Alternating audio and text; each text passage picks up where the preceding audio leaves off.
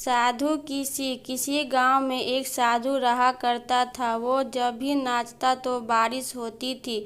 अतः गांव के लोगों को जब भी बारिश की जरूरत होती थी तो वो लोग साधु के पास जाते और उनसे अनुरोध करते कि वो नाचे, और जब वो नाचने लगते तो बारिश जरूर होती। कुछ दिनों बाद 4 लड़के शहर से गांव में घूमने आए। जब उन्हें यह बात मालूम हुई कि किसी साधु के नाचने से बारिश होती है तो उन्हें यकीन नहीं हुआ। शहरी पढ़ाई लिखाई के घमंड में उन्होंने गांव वालों को चुनौती दे दी कि हम भी नाचेंगे तो बारिश होगी, और अगर हमारे नाचने से नहीं हुई तो उस साधु के नाचने से भी नहीं होगी।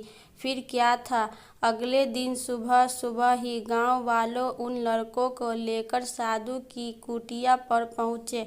साधु को सारी बात बताई गई। फिर लड़कों ने नाचना शुरू किया। आधे घंटे बीते और पहला लड़का थक कर बैठ गया, पर बादल नहीं दिखे। कुछ देर में दूसरे ने भी यही किया और 1 घंटा बीतते बीतते बाकी दोनों लड़के भी थक कर बैठ गए, पर बारिश नहीं हुई। अब साधु की बारी थी। उन्होंने नाचना शुरू किया। 1 घंटा बीता, बारिश नहीं हुई। साधु नाचता रहा। 2 घंटा बीता, बारिश नहीं हुई, पर साधु तो रुकने का नाम ही नहीं ले रहा था। धीरे धीरे शाम ढलने लगी कि तभी बादलों की गड़गड़ाहट सुनाई दी और जोरों की बारिश होने लगी।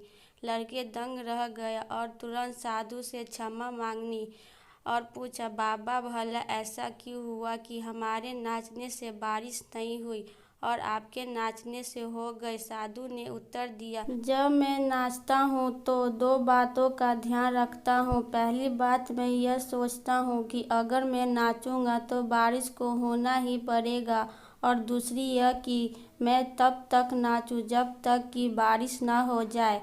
फ्रेंड, सफलता पाने वालों में यही गुण विद्यमान होता है। वो जिस चीज़ को करते हैं उसमें उन्हें सफल होने का पूरा यकीन होता है, और वो तब तक उस चीज़ को करते हैं जब तक कि उसमें सफल ना हो जाए। इसीलिए यदि हमें सफलता हासिल करनी है तो उस साधु की तरह ही अपने लक्ष्य को प्राप्त करना होगा।